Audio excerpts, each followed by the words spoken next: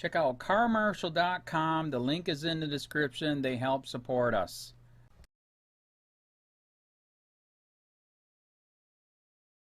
Teacher says FL shooter was in full body armor, face mask, and she thought he was a cop.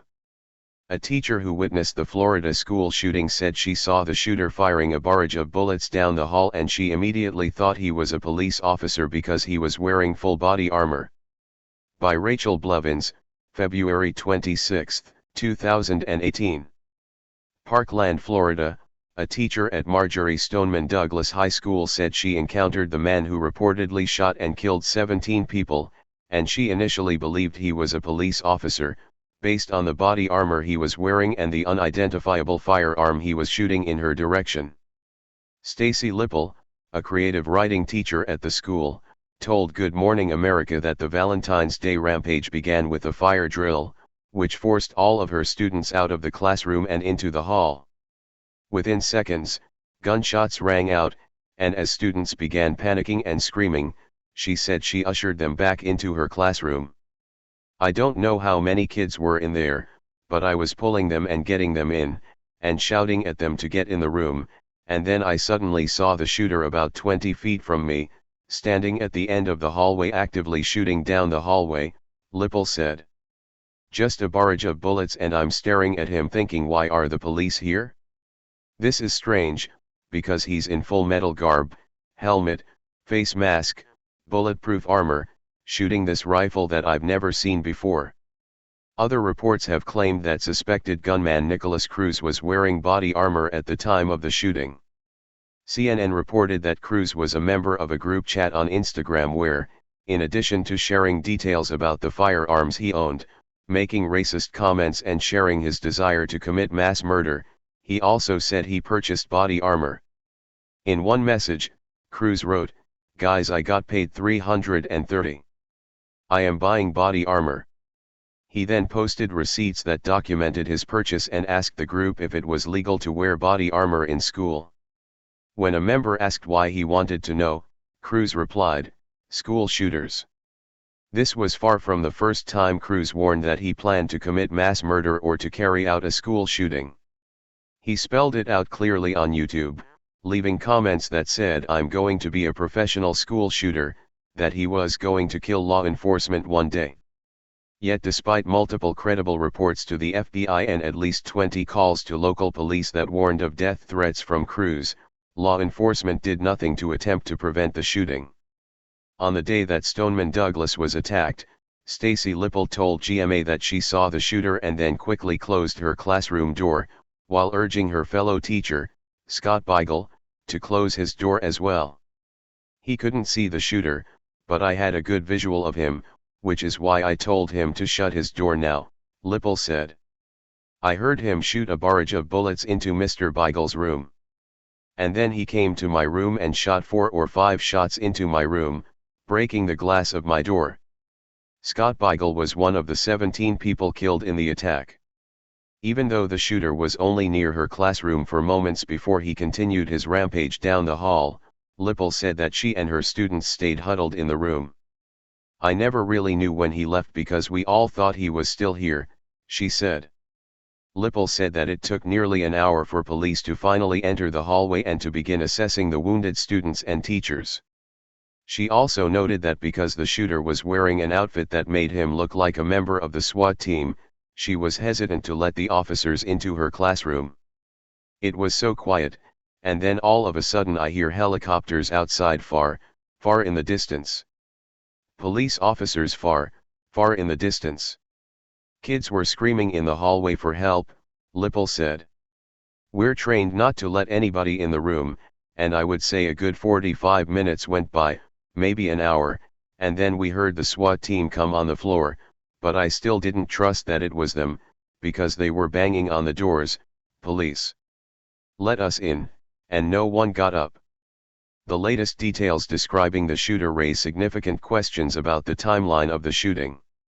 According to a report from the Sun Sentinel, Cruz was picked up by an Uber at 2:06 p.m. and then dropped him off at the school at 2:19 p.m. He then entered the freshman building at 2:21 p.m. The shooting reportedly lasted 7 minutes, which included enough time for a freshman student named Chris McKenna to find Cruz loading his rifle, and then to flee to get help when Cruz told him, "Things are gonna start getting messy."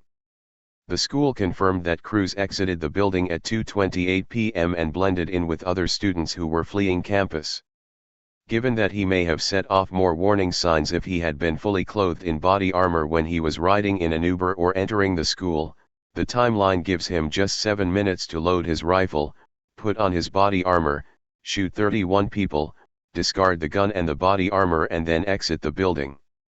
The timeline comes in addition to comments from other students claiming that they believed there were multiple shooters. Student Alexa Miednik even said she had a conversation with Cruz while she was evacuating the school, and she heard additional gunshots in the background. During that time period, while the gunman was allowed to roam freely about the school building, at least 4 armed police officers cowered outside. The school resource officer, who could have taken out the attacker within minutes, and the 3 officers from the Broward County Sheriff's Department who were the first to arrive at the scene, stayed outside and waited for reinforcements, while innocent children died inside. Just 1 week ago, Valentine's Day, creative writing teacher Stacy Lapel's class was playing music, writing love letters, when the fire alarm went off. As students filed into the hallway, she heard gunfire. The killing had begun. I was about 2 feet away from my door. All of a sudden I heard gunshots in the stairwell, which is about 20 feet away from my room. And then kids were screaming and then running back towards me and towards the end of the hallway. So I just went in this very strange autopilot mode where I pivoted on my feet.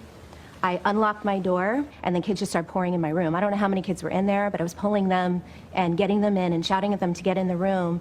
And then I suddenly saw the shooter about 20 feet from me, standing at the end of the hallway, actively shooting down the hallway, just a barrage of bullets.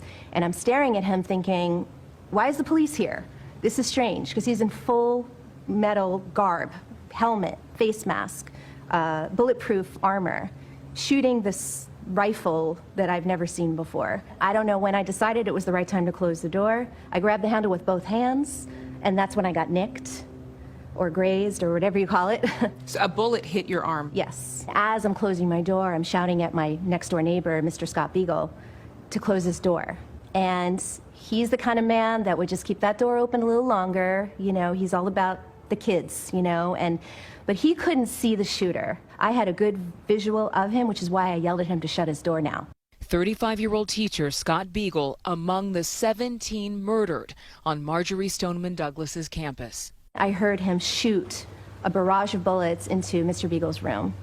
And then he came to my room and shot about 4 or 5 shots into my room, breaking the glass of my door. There's a rectangular piece of glass. And I heard him continuously shooting down the hallway. And I never really knew when he left because we just thought he was still there. Once you all were inside the classroom, you were with your students. Yes. Covering them, kind of like a mother hen. Yes. Right. Clutching. I think I left fingerprints in one girl. Giving eye contact to other kids who were shaking and freaking out, and I'm mouthing, "It's okay, it's okay." It was so quiet, and then all of a sudden I hear helicopters outside, far, far in the distance, it seemed to me. Police officers far, far in the distance. Kids were screaming in the hallway for help. We're trained not to let anybody in the room, and I would say a good 45 minutes went by, maybe an hour, and when we heard the SWAT team come on the floor, but I still didn't trust that it was them, because they were banging on the doors. Police let us in. No one got up. And then they just let themselves in and got us out. And on the way out, that's when I saw Mr. Beagle laying on the ground, and I saw my students laying on the ground. I lost 2 students and other bodies and carnage everywhere. It was the most awful sight I've ever seen. It's like from a movie. How are you dealing, having seen this and it being very, very real? It's awful. You know, I've never had to deal with anything like this before. I mean, I'm a stoic person to begin with. I'm not the most emotional person. And so when I sit and think and I pause about my 2 beloved students who were killed from that class, it's hard to live with because I love them so much, like they were my kids. I've known Meadow since she's a 10th grader. She took my class because she wanted to have me again, my creative writing class. And Joaquin was like a son. He called me Mom. And it's heartbreaking What are you holding on to kind of center you and keep you moving forward and waking up every day with hope? Well, just that I survived and we survived and we have to move on. You know, you can't sit there and cower over it. You still have a life. So we're left here on the planet for a reason. Let's do what we're supposed to do. And if we're not sure what that is, we'll figure it out, but we're alive. And we're all thankful that she's alive, her kids as well, who attend school here. And because Stacey knew where the danger was and knew where her kids were clear across campus, she didn't worry about them, even in the midst of the shooting. But she does tell us that Joaquin, she mentioned him calling her mom, that student who died, wrote a children's book in her class, and she plans on getting it published. George? And that would be some kind of a tribute. It's hard to imagine going back into that classroom, back into that school, but the students and teachers are preparing for it. Yes, not into that particular building. Right now, there are talks to have that building completely demolished. But in terms of returning back to class, staff will return this weekend. The kids go back to normal class schedule next week. But Stacey has told her students, wherever we are, no matter where the classroom is, it will be home. George? Adrian Banker, thanks very much. We heard that from the principal as well. But Adrian, let me ask you this. You have spent quite a few days there with those students. They're about to go back to school. Just give us your impression of these young people. They are extremely intelligent. In fact, I rode on the bus about an hour on their road to Tallahassee and talked with one of the student leaders. And they are the most brilliant young people that I've ever met. They're very passionate, but they truly are in a state of shock. And their parents are as well. And they're using this mission to kind of galvanize them during a very tough time. County, this is Charlotte County Cop Watch, and I wanted to explain what fair use is. You can use pieces of news articles if you're doing it for news reporting, you have commentary, and you're doing it for education purposes. So that's what fair use is, as you can see right here. Another reason why I wanted to make this video is to let you know I have just joined with Patreon. A nice thing with Patreon, I make no money on YouTube. They took the money away years ago. And so this is another way to give, and it's a nice thing too, because you can give monthly. You can give $1, $5, $10, whatever. I do 4 to 5 hours a day on trying to wake the sheeple up on how corrupt it is and different ways that you can fight the corruption. So Patreon is a way that you can do it, and then of course the old way is still there. Donate to Sheriff County Cop Watch with PayPal or credit card.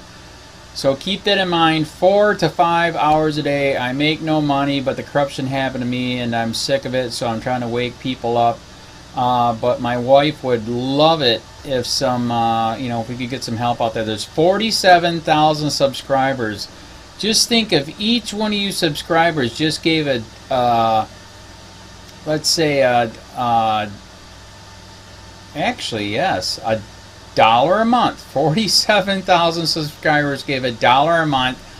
That would be awesome. That's not going to happen. But anyways, that would be great if it did happen. But do the math in your head. Just think about it. Like I said, 4 to 5 hours a day. I get no money from YouTube. YouTube has gone nuts. You can't do anything anymore. They're taking the money away everywhere. So these are a couple different ways that you can still help out with all this time that I put in. And as you know, I'm in a special situation where, at least I can do it, 4 to 5 hours a day. We have a cleaning company during the day. That's what allows me to do this, and we're debt-free. So this is my hobby. I don't go fishing and all that other crap. I try to save the world. So help me out to make the wife happy, man. In fact, if you guys did give $1 a day, and there was 47,000 of you, and you did it, and each of you gave $1, and that was every month, oh my God, yes, I could quit. I could start suing them. Another idea too that we have is, if I got, some funds, we could actually contact everyone that has been ticketed and or arrested and put in jail and start sending them postcards to let them know we're here, and to see if everything went all right, and if it didn't, find out their story. So we could even do more investigations and more lawsuits. Lawsuits take money. So just think about that. 47,000 of you so far right now. $1 a day.